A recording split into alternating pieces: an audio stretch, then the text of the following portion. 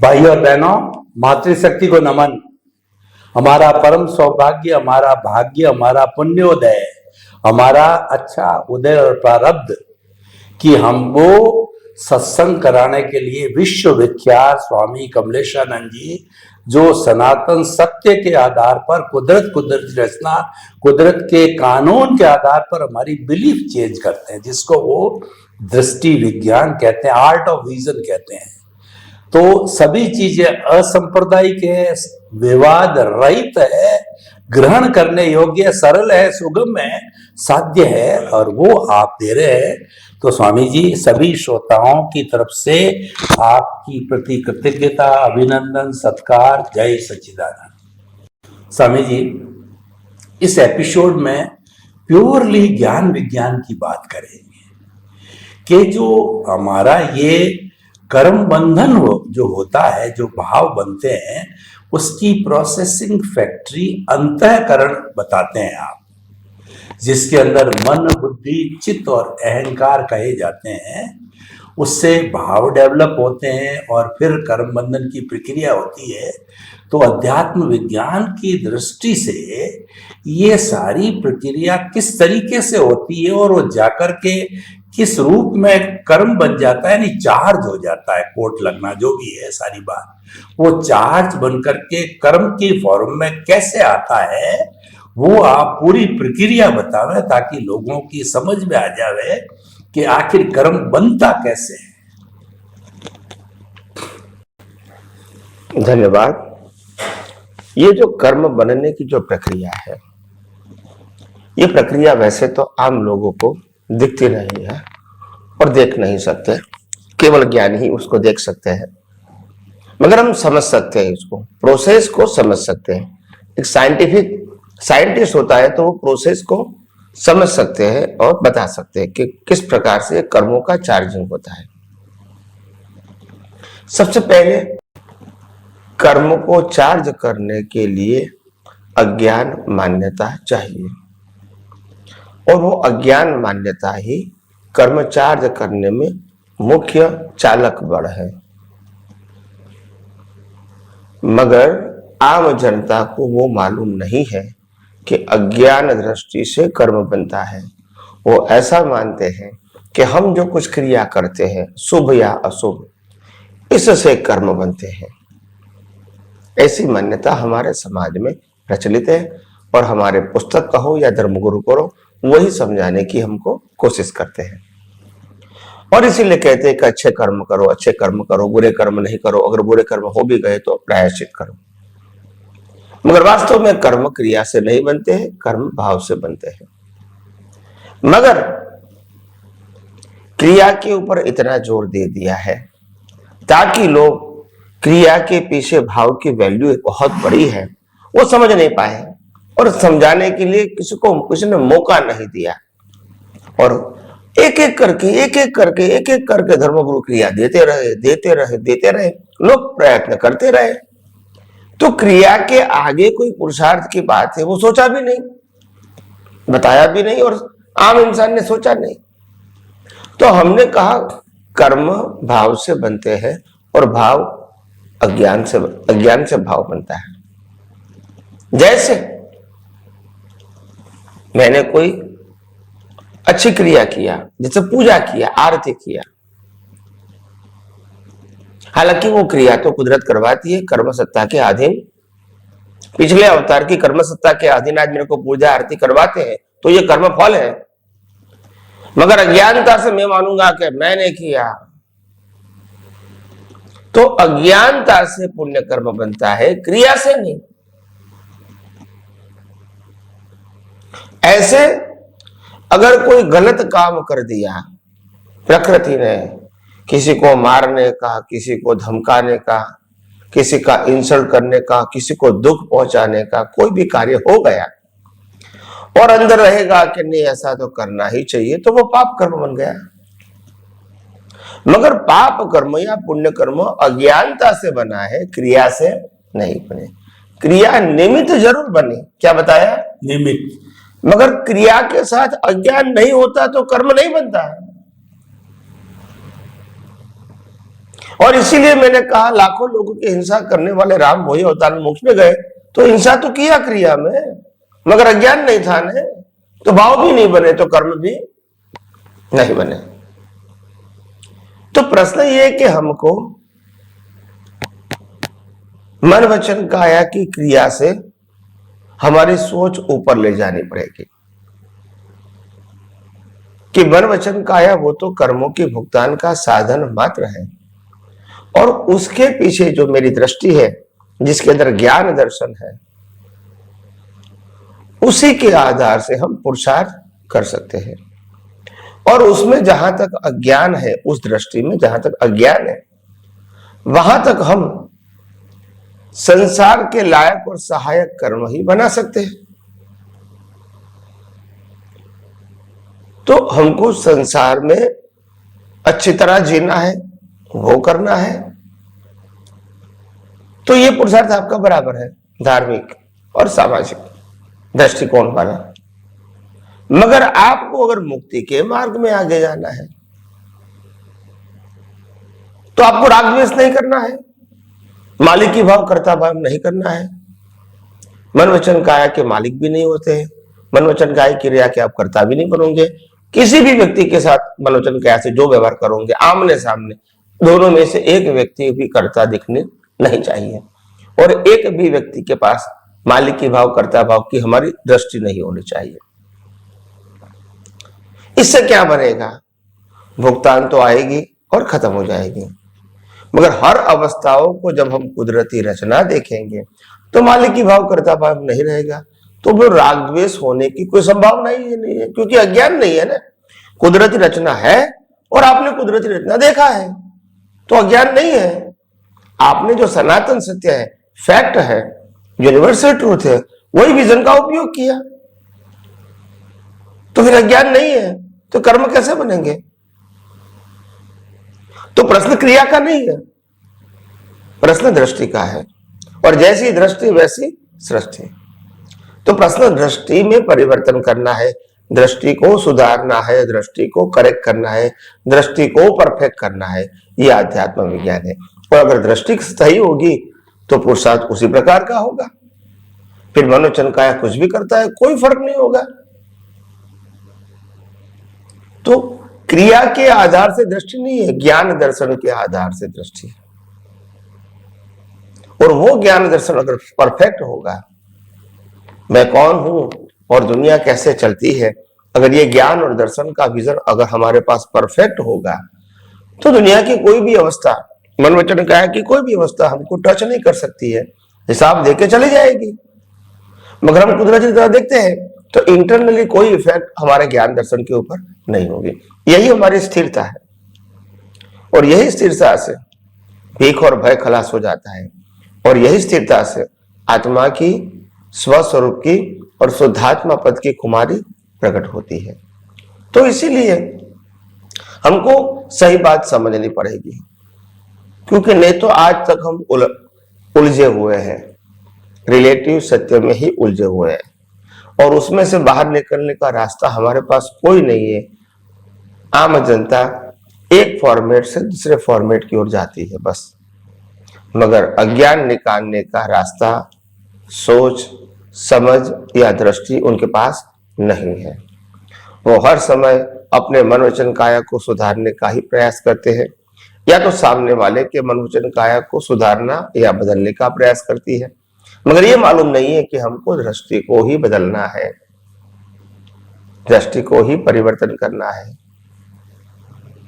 तो ये जो बात है उसमें कोई बाह्य क्रिया की तो बात है नहीं, बाह्य परिवर्तन की बात मैं करता नहीं हूं, बाह्य सुधार की बात मैं करता नहीं हूं, क्योंकि वो कुदरती रचना है। मगर दृष्टि में सुधार करना, दृष्टि में परिवर्तन लाना, दृष्टि को बदलना, ये हमारे आध्यात्म विज्ञान का पुरुषार्थ है। वो जहां तक समझ में नहीं आएगा, वहां तक इंसान भीख और भय से, टेंशन से, आधि व्याधि उपाधि से इतना जुड़ा रहेगा कि उसमें से बाहर निकलना उनके लिए आसान नहीं होगा। इसीलिए हम ये कहना चाहते हैं कि ये विज्ञान जो है आध्यात्म विज्ञान जो कुदरती कानून के ऊपर आधारित है वो हम कितना परफेक्ट समझ पाए, या कुदरत का कानून का मतलब ये कानून कोई व्यक्ति का नहीं है, नंबर एक। और नंबर दो, ये कानून सबके लिए लागू है, उससे कोई बाहर या ऊपर नहीं हो सकता है। और तीसरा, ये कानून अपरिवर्तनशील है, यानी हजारों साल तक वही रहेगा, बदलाव नहीं होगा।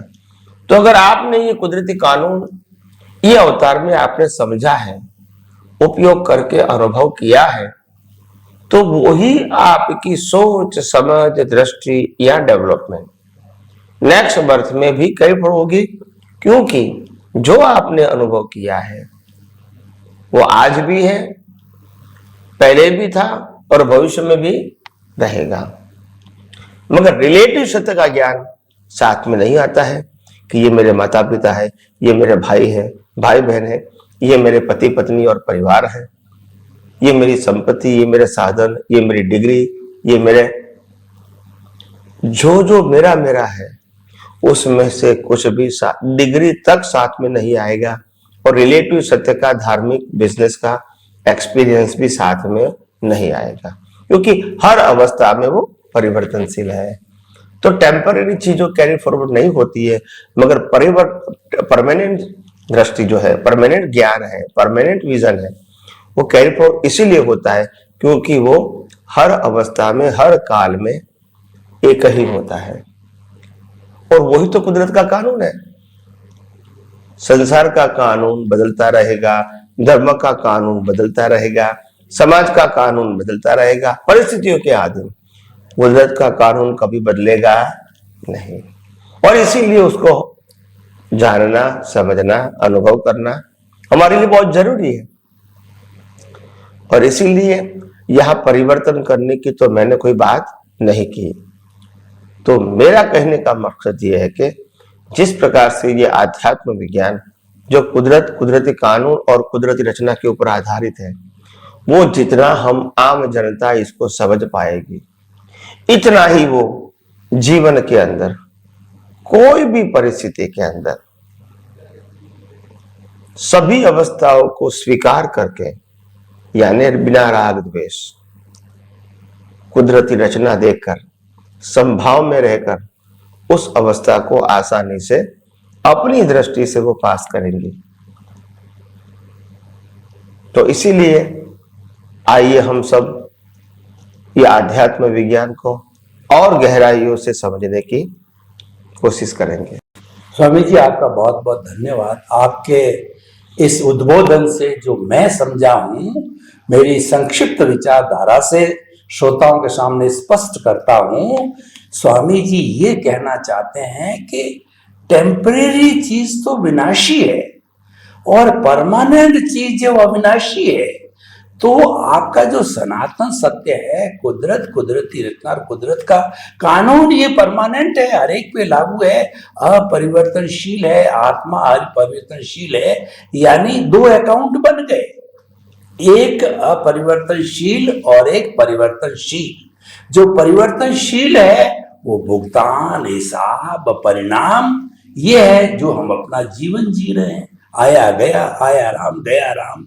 और जो परमानेंट है, जैसे आपका खुद का ज्ञान दर्शन, वो परमानेंट है और वो आपकी दृष्टि में फिट हो गया, तो जितना जितना उसका डेवलपमेंट होता रहेगा, वह क्योंकि परमानेंट है, कैरी फॉरवर्ड होता है। टेम्परेरी है, जो भुगतान है वो कैरी फॉरवर्ड नहीं होगा, वो यहीं का शरीर के साथ समाप्त हो जाएगा। स्वामी जी, हमारे श्रोता लोग बहुत सरल, सुगम्य, सही सही बात को समझ पाए हैं। स्वामी जी, आपने भाव का आंतरिक पक्ष वगैरह बता दिया, लेकिन इसका संबंध अंतःकरण से है, जो आप ज्यादा कहते हैं, मन, बुद्धि, चित्त, अहंकार, और बाह्यकरण और अंतःकरण।